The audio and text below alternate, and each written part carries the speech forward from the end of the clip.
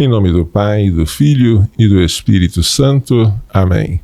Hoje vamos falar sobre a Eucaristia como sacrifício, sacramento e presença. Vamos iniciar, como de costume, com as 3 Ave-Marias. Ó Maria, fazei o meu coração tão puro quanto o vosso, pelo poder que vos deu Deus Pai. Ave Maria, cheia de graça, o Senhor é convosco, bendita sois vós entre as mulheres, e bendito é o fruto do vosso ventre, Jesus. Santa Maria, Mãe de Deus, rogai por nós, pecadores, agora e na hora da nossa morte. Amém. Pela sabedoria que vos deu Deus Filho. Ave Maria, cheia de graça, o Senhor é convosco, bendita sois vós entre as mulheres, e bendito é o fruto do vosso ventre, Jesus. Santa Maria, Mãe de Deus, rogai por nós, pecadores, agora e na hora da nossa morte. Amém. Pela misericórdia que vos deu o Espírito Santo. Ave Maria, cheia de graça, o Senhor é convosco, bendita sois vós entre as mulheres, e bendito é o fruto do vosso ventre, Jesus.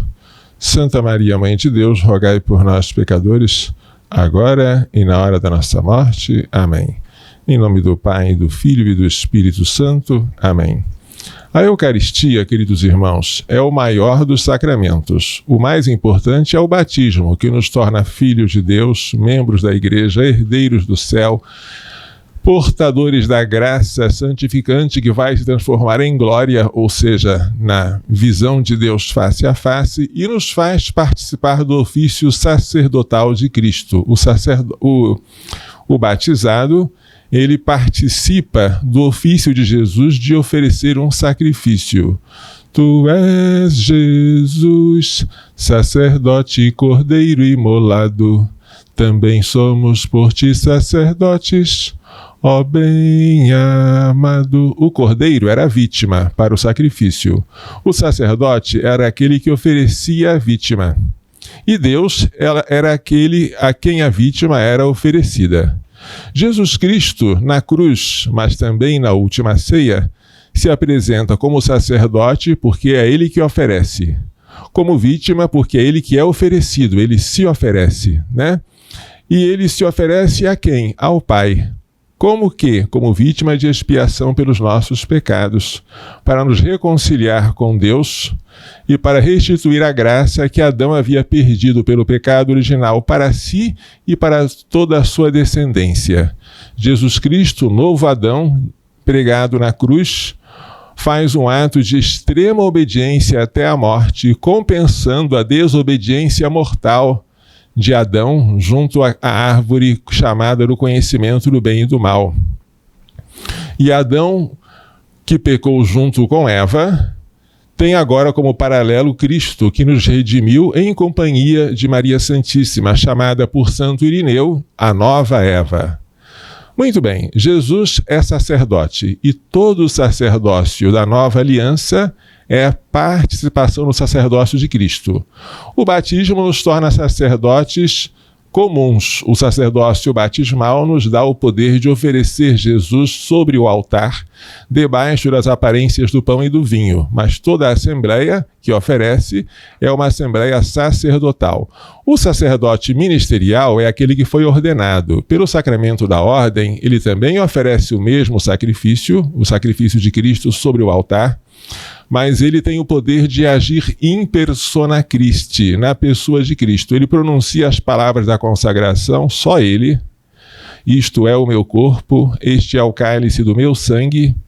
E quando ele pronuncia, opera-se no altar o milagre da transubstanciação. A conversão de toda a substância do pão no corpo de Cristo e a conversão de toda a substância do vinho no sangue de Cristo.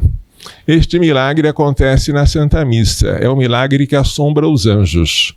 E quando isso ocorre, nós temos um sacrifício que é oferecido ao Pai, que é a Eucaristia, que é o centro e o ápice da Igreja. A Igreja vive da Eucaristia. Esta é uma expressão que está no início de uma encíclica do Papa São João Paulo II, Ecclesia de Eucaristia Vivit. A Igreja vive da Eucaristia. E é a Eucaristia que faz a Igreja, porque a Igreja é, por definição, o conjunto daqueles que, tendo sido batizados, podem se reunir em torno do altar para oferecer ao Pai a mesma vítima divina e para receber deste Pai esta vítima como alimento em comunhão. Mas vamos entender como é que é isso. A Eucaristia é sacrifício, primeiro. E como sacrifício, ela é chamada missa. A Santa Missa é o sacrifício incruento, ou seja, sem derramamento de sangue, do corpo e do sangue de Jesus Cristo, oferecido sobre os nossos altares, debaixo das aparências do pão e do vinho, em memória do sacrifício da cruz. Fazei isto em memória de mim. Todas as vezes que comerdes deste pão e bebeis deste cálice, diz São Paulo aos Coríntios, anunciais a morte do Senhor até que ele venha. Portanto, este corpo e este sangue, sob a aparência de pão e do vinho, debaixo das aparências, é um memorial da paixão do Senhor, ao mesmo tempo que esperamos que ele volte no fim dos tempos. Vinde, Senhor Jesus. A Eucaristia, como sacramento, a Eucaristia como sacrifício, ela só pode ser oferecida por sacerdote. Logo, o padre, que é um sacerdote ministerial, celebra a Eucaristia e pronuncia as palavras da consagração. O povo que participa da missa, mas não é ordenado padre, tem o sacerdócio batismal e oferece o sacrifício eucarístico como junto do padre, mas de maneira diferente. Quando o padre recebe as oferendas do pão e do vinho, o padre diz, aqui está, Senhor, o pão, né, que recebemos de vossa bondade, fruto da videira e do trabalho humano, que agora vos apresentamos para nós e vai tornar o pão da vida. Aqui está o vinho, né, vinho, fruto da videira e do trabalho humano, que agora vos apresentamos para nós e vai tornar vinho da salvação. Mas ainda é pão e é vinho. Aí o padre se volta para o povo e diz, orai, irmãos e irmãs, para que o meu e vosso sacrifício seja aceito por Deus Pai Todo-Poderoso. Como o padre vai oferecer um sacrifício que não é apenas de pão e vinho, porque vai se tornar o corpo e o sangue do Senhor, ele pede ao povo, que é um povo sacerdotal, um povo de batizados, que ore por ele. Orai, irmãos e irmãs, para que o meu e vosso sacrifício seja aceito por Deus Pai Todo-Poderoso. E o povo responde, receba o Senhor por tuas mãos, tuas é a mão do Padre. Este sacrifício, o sacrifício de Cristo no altar, para a glória do seu nome e a glória de Deus, para o nosso bem e para o bem de toda a Santa Igreja. Por que o povo responde isso? Porque o povo é um povo de sacerdotes, é um povo sacerdotal. Toda a assembleia que está participando da Santa Missa é uma assembleia de batizados, que não apenas presencia e assiste, mas participa e oferece a vítima divina. Todos nós somos feitos também sacerdotes da nova aliança e podemos por ti ofertar sacrifícios com grande confiança. Sempre damos assim nossos corpos como dádiva santa e agradável, e o nosso culto em espírito ao Pai sempre é aceitável. Esta música fala sobre o culto em espírito ao Pai que nós prestamos quando oferecemos nossos corpos. Isso está na carta aos Romanos, capítulo 12. Nossos corpos substituem os corpos dos animais que eram oferecidos como vítimas no Antigo Testamento. Nossos corpos se unem ao corpo de Cristo, que está sendo oferecido no altar.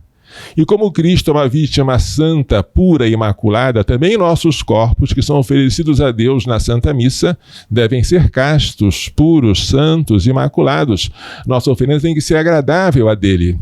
E como o vinho vai se tornar o sangue do Senhor, nós misturamos no vinho, na hora da apresentação das oferendas, uma gotinha de água. Perceberam isso?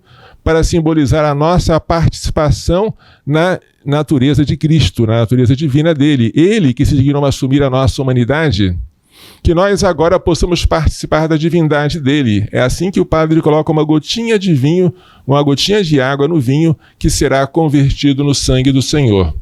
E o padre pede ao povo, orai, para que o meu e vosso sacrifício seja aceito por Deus Pai Todo-Poderoso. E o povo pede ao Pai que o Pai receba pelas mãos do padre esse sacrifício, porque é um povo de sacerdotes. Antigamente, quando havia o catecumenato, quando as pessoas eram batizadas em idade adulta, depois de uma longa preparação, a primeira parte da missa, que nós chamamos de liturgia da palavra, era também chamada missa dos catecúmenos. Era a parte que os catecúmenos, que ainda não eram sacerdotes, porque não haviam sido batizados, podiam participar. Por quê? Eles ouviam a palavra, ouviam a pregação. Depois do sermão, o padre despedia os catecúmenos. Tchau, agora acabou a parte de vocês. Vocês não são batizados ainda, não são participantes do sacerdócio de Cristo, não podem oferecer o sacrifício. Vai começar agora a liturgia eucarística, que é própria só dos cristãos. Aí vinha o ofertório, a consagração e a comunhão. Mas só os batizados podiam participar. Os catecúmenos ficavam de fora, ansiando pelo dia em que seriam batizados e poderiam tomar parte naquela santa assembleia, na qualidade de sacerdotes, para oferecer o santo sacrifício. Esta é a Eucaristia, ela é o sacrifício do próprio Cristo. Mas além de ser um sacrifício que é incruento, ao contrário do sacrifício do Calvário, que é cruento, com derramamento de sangue, além de ser um sacrifício e de ter um valor infinito, porque a missa e o Calvário não são dois sacrifícios, é o mesmo sacrifício oferecido de duas maneiras diferentes, incruentamente na Santa Missa, de maneira cruenta no Calvário. Mas é o mesmo sacerdote, a mesma vítima e as mesmas graças que se obtém. A Eucaristia, além de ser um sacrifício, ela é também um sacramento. O que é um sacramento? Um sacramento é um sinal sensível e eficaz da graça. É um sinal que você pode sentir, mas este sinal comunica aquilo que ele significa. Este sinal aqui significa dinheiro. E é um sinal sensível, porque vocês estão vendo e eu estou sentindo o meu dedo atritar um contra o outro. Mas não é um sinal eficaz, porque quando eu faço assim, o dinheiro não aparece. Porém, quando o padre derrama água na cabecinha de uma criança, isto é um sinal sensível, porque se percebe, se vê, se ouve a água caindo na cabecinha da criança, mas é um sinal eficaz. Ele significa a purificação e, de fato, purifica. A criança fica livre do pecado original, fica cheia da graça santificante e se torna filha de Deus. Um sinal sensível e eficaz da graça chama-se sacramento. E os sacramentos são 7. O primeiro é o batismo. Depois vem a confirmação, a Eucaristia, a penitência, a unção dos enfermos, a ordem e o matrimônio. O sacramento da Eucaristia não é o mais importante. O mais importante é o batismo, mas o da Eucaristia é o maior de todos. Porque na Eucaristia nós recebemos não apenas a graça, mas o próprio autor da graça, ou seja, Jesus Cristo inteiro, como Deus e como homem. Como Deus, ele tem a sua natureza divina, que nós chamamos de divindade.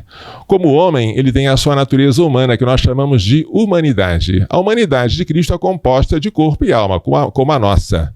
Só que nós fazemos questão de destacar um elemento, o sangue. Corpo, sangue e alma. Por quê? Porque ele é entregue a nós na qualidade de vítima. E como vítima, ele deixou que seu sangue escorresse. Então a gente destaca o sangue, quando fala que ele está presente com seu corpo, sangue, alma e divindade, porque o sangue faz nos lembrar que ele está presente na Eucaristia como alimento para nós, mas também como vítima em nosso favor. Corpo, sangue, alma e divindade. Jesus Cristo inteiro, como Deus e como homem, debaixo das aparências do pão e do vinho. Ele foi oferecido ao Pai em sacrifício, como vítima, e é oferecido a nós agora como sacramento, em comunhão. Este sacramento da Eucaristia chama-se também de comunhão, comunhão eucarística. Por este sacramento nós, batizados, entramos em comunhão com Deus por meio do seu Filho Jesus Cristo, a quem nós comemos, de quem nós nos alimentamos. Esta palavra é dura, mas Jesus disse na sinagoga de Cafarnaum, no capítulo 6, minha carne é verdadeira comida, e meu sangue é verdadeira bebida. Quem come a minha carne e bebe meu sangue permanece em mim e eu nele. E essas palavras que Jesus disse, tão duras, levaram alguns a se afastar. E Jesus, em vez de se retratar e dizer que os ouvintes haviam entendido mal, Perguntou aos 12, também vós quereis ir com eles? Como se dissesse, sem acreditar na minha presença física, real, corpórea na Eucaristia, vós não podeis ser meus discípulos. Também vós quereis ir com eles? Pedro então disse, Senhor, a quem iremos? Só tu tens palavras de vida eterna, e nós cremos e sabemos que tu és o Santo de Deus. Portanto, a presença de Jesus com o seu corpo e sangue, né, sob as espécies eucarísticas, ela é de tal modo necessária que nós criamos nela, que se a gente não crê, não pode ser discípulo de Jesus. Ou a gente acredita que aquele fragmentozinho de pão sem fermento, ele é todo o autor da vida, que foi entregue por nós no altar, e agora vai ser entregue para nosso alimento. Ou a gente acredita que aquela gotícula de vinho é toda o sangue de Jesus que foi derramado na cruz por nós, ou a gente não pode ser discípulo dele. Felizes aqueles que não viram e creram. E nós que não vemos, mas cremos, temos a bem-aventurança da fé. Portanto, a Eucaristia é um sacramento. Por este sacramento, Jesus entra em nós e faz em nós a sua morada, mas não apenas espiritualmente, também fisicamente. Isso é que é lindo. Parece que Jesus queria entrar em comunhão conosco, mas também corporalmente. Mas o contato mais íntimo entre dois corpos é um abraço. Mas Jesus não se contentou em nos abraçar, porque o abraço sempre mantém o outro do lado de fora. Ele quis nos aconchegar por dentro. E para isso, só se nós pudéssemos comer dele, só se ele se tornasse comida, o que para nós é impossível, mas para ele nada é impossível. Ele quis então tornar-se comida e bebida para se tornar nosso alimento, a fim de que nós pudéssemos de fato comer, de fato beber, e ele estar também fisicamente em comunhão conosco. Isso é um mistério de amor, mas não está acima do poder de Deus. Está acima da nossa razão, mas não é irracional, não é contra ela. Jesus Cristo, portanto, quando nós comungamos dignamente, com a alma em estado de graça, tendo recebido o batismo, que nos torna sacerdotes, e, se necessário, recebido o sacramento da reconciliação, que absolve os pecados cometidos após o batismo, quando recebemos Jesus em estado de graça, não podemos dizer que estamos entrando no céu. É algo de maior. É o céu que está entrando em nós. Quando eu sou um sol a transmitir a luz, e meu ser é templo onde habita Deus, todo o céu está presente dentro em mim, envolvendo-me na vida e no calor. Quando você comunga, você não vê, mas o seu anjo da guarda e os anjos do céu estão ao seu redor, adorando não a você, que é uma criatura, mas a Jesus que está dentro de você e se tornou um sacrário vivo dele. A comunhão eucarística é, de fato, algo maravilhoso. É um mistério que assombra os anjos. Portanto, a Eucaristia é um sacrifício em que Jesus se oferece ao Pai por nós. Ela é um sacramento em que Jesus é oferecido a nós como alimento. E ela é também presença. Quando termina a missa, acabou o sacrifício. Quando você já engoliu a hóstia consagrada e ela já foi digerida, acabou a espécie do pão, acabou o sacramento. Aí você vai para casa. O que fica na igreja? Lá no sacrário fica Jesus presente. A Eucaristia não é só sacrifício e sacramento, ela é também presença. Jesus Cristo está realmente, de dia e de noite, presente no altar, esperando que cheguem as almas, ansiosas, ferventes, para o visitar. Jesus, nosso irmão, Jesus Redentor, nós te adoramos na Eucaristia, Jesus de Maria, Jesus Rei de amor. E é para celebrar a presença real de Jesus sob as espécies eucarísticas que a igreja tem a solenidade de Corpus Christi, que no Brasil é feriado nacional. E é uma ocasião de nós manifestarmos publicamente a nossa fé na presença real de Jesus sob as aparências do pão e do vinho. Eu quero ler para vocês aqui um pensamento dado pelo nosso bispo Dom João Wilk e pelo nosso bispo auxiliar Dom Dilmo no ano passado, quando houve a celebração de Corpus Christi. Eles deram alguns pensamentos de santos. Um de Santa Teresa de Ávila: não percamos tão grande oportunidade para negociar com Deus. Ele, Jesus, não costuma pagar mal a hospedagem se o recebemos bem. É pelo preparo do aposento que se conhece o amor de quem acolhe o amado. Um pensamento de Santa Catarina de Gênova: o tempo passado diante do sacrário é o tempo mais bem empregado da minha vida. Um pensamento de São João Bosco: não omitais nunca a visita a cada dia ao Santíssimo Sacramento, ainda que seja muito breve, mas contanto que seja constante. Esta necessidade de estar presente junto do sacrário é algo que tem que ser redescoberto. Mas é uma coisa que os grandes santos já perceberam antes de nós. Santa Teresa de Calcutá fazia questão de convidar as pessoas que iam até ela ao sacrário, onde estava Jesus com um crucifixo e a frase "tenho sede".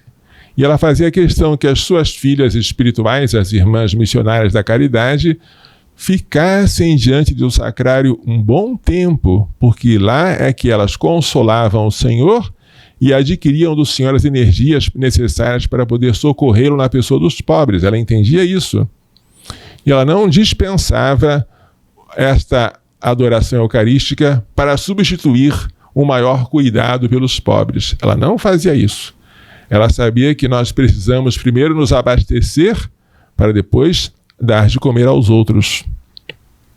Assim também, o padre Philip O'Reilly, um grande líder pró-vida norte-americano, depois de notar que tudo que ele fazia para combater o aborto era ineficaz, diante do Santíssimo Sacramento ele disse: Senhor, desisto, não sei mais o que fazer. Mas ele ouviu uma voz, talvez uma voz interior, que dissesse: por que não tentas rezar? Por que não fazes da oração a primeira coisa? E aí ele mudou totalmente de estratégia. Em vez de dar prioridade às manifestações, às marchas, ele deu prioridade a derramar o tempo, desperdiçá-lo diante do sacrário. Ele fez da adoração eucarística a fonte de tudo. E quando ele fez isso, conta ele no seu vídeo, tudo mudou. A quantidade de mulheres que desistiam do aborto, de crianças que eram salvas do aborto, aumentou enormemente, porque ele deu prioridade à oração. Ele escolheu a melhor parte, a parte de Maria, ao contrário da parte de Marta, que estava agitada com muitas coisas. As outras coisas, elas só têm sentido quando a gente reza. Pouca coisa é necessária, e mesmo uma só. Marta, Marta, tu te agitas e te inquietas com muitas coisas. Maria escolheu a melhor parte, que não lhe será tirada. Nós, padres, temos que redescobrir o valor de estar diante do sacrário, diante de Jesus sacramentado, e de passar muito tempo lá. Porque é só assim, já dizia também Monsenhor Fulton Sheen, aquele grande bispo norte-americano, só assim a gente vai ter energias para poder distribuir ao longo do dia. A gente não consegue. Todo o trabalho que a gente faz, que não é aurido de forças na Eucaristia, é um trabalho como se você estivesse correndo atrás do vento, enxugando gelo ou andando em círculos. Não rende. Mas quando você desperdiça seu tempo com Jesus, como aquela mulher em Betânia desperdiçou um perfume caríssimo jogando sobre nosso Senhor Jesus Cristo para espanto de Judas, que queria que o perfume fosse vendido e o dinheiro dado aos pobres, quando a gente desperdiça o nosso tempo com Jesus Eucarístico, a gente se torna forte, sábio, resistente para poder entregar sabedoria e amor a todos, mas tudo vem de lá. A Eucaristia, portanto, é sacrifício que é a Santa Missa. É sacramento, que é a comunhão, e é presença. É Jesus no tabernáculo, onde tem uma luzinha vermelha indicando que ele está lá. Há um ser vivo lá esperando a minha visita. E eu tenho que visitá-lo. Um livro que é muito comum, que agora os sacerdotes estão lendo, eu também, chamado In Seno Iesu, No Peito de Jesus. O autor é um monge beneditino anônimo. Traz locuções que este monge teve do próprio Jesus, insistindo, falando insistentemente sobre o dever dos padres de descobrir a face eucarística de Jesus, de estar na presença dele, de estar diante do sacrário, porque tudo mais virá por acréscimo. Nós precisamos disso, sobretudo os padres. Nós, padres, às vezes nos deixamos envolver por um ativismo pastoral e achamos erroneamente que se nós rezarmos pouco, mas se nós fizermos muitas visitas aos doentes, se nós atendermos muitas confissões, se celebrarmos muitas missas, que Deus vai achar que uma coisa compensa a outra. Não compensa. Nada substitui a oração. E nada substitui a oração diante do sacrário. Nada substitui aquele tempo com que eu começo o meu dia diante de Jesus Eucarístico. E lá na nossa sede do Provida, em que nós hospedamos mães que estão para dar à luz ou que já deram à luz há pouco tempo, nós também temos o bom hábito de fazer isso às 3 horas da tarde, a hora da misericórdia, a hora em que o coração de Jesus foi transpassado pela lança, e de lá saiu sangue e água. Às 3 horas, nós transmitimos esta adoração, via de regra, pelo Instagram, para quem quiser assistir. Às 3 horas, a gente abre o sacrário da nossa capelinha, o Oratório São José, a gente se ajoelha e reza primeiro o terço da misericórdia, depois o terço mariano. Termina com a comunhão espiritual e com o Pai Nosso e Ave Maria pelo Papa, a fim de lucrar indulgência plenária. A oração dura mais ou menos 30 minutos. 30 minutos diante de Jesus Eucarístico nos dá direito a uma indulgência plenária. Gente, não desprezemos a Eucaristia. Tudo que pudermos fazer por ela é pouco, porque a Eucaristia é tudo para nós. Nós procuramos conduzir as gestantes até a Eucaristia. Se ela não puder receber a comunhão porque ela é pagã, procuramos prepará-la para o batismo, se ela quiser recebê-la. E se ela se tornar cristã, ou já for cristã, que ela batize também o seu filho recém-nascido, para que ele se torne filho de Deus. Tudo isso é maravilhoso. E é tudo isso que eu convido vocês que estão me assistindo a redescobrir, como eu também estou redescobrindo e preciso descobrir mais ainda. Jesus está aqui. Nós não temos um Deus distante. Ele está conosco no sacrário. E Ele está à espera da nossa visita e pronto para nos dar graças sobre graças. Vamos encerrar então dando a bênção final. O Senhor esteja convosco. Pela imposição de minhas mãos sacerdotais e pela invocação da bem-aventurada sempre Virgem Maria de São José, seu castíssimo esposo, de São Luís Gonzaga, de São Luís de Maria Grande de Montfort, de Santa Genevieve Mola, de Santa Teresa de Calcutá, de São Miguel, São Gabriel, São Rafael, de todos os anjos e santos, abençoe-vos, proteja-vos e guarde-vos com toda a bênção no céu e da terra, Deus Todo-Poderoso, Pai, Filho e Espírito Santo. Amém. Coração Imaculado de Maria, livrai-nos da maldição do aborto.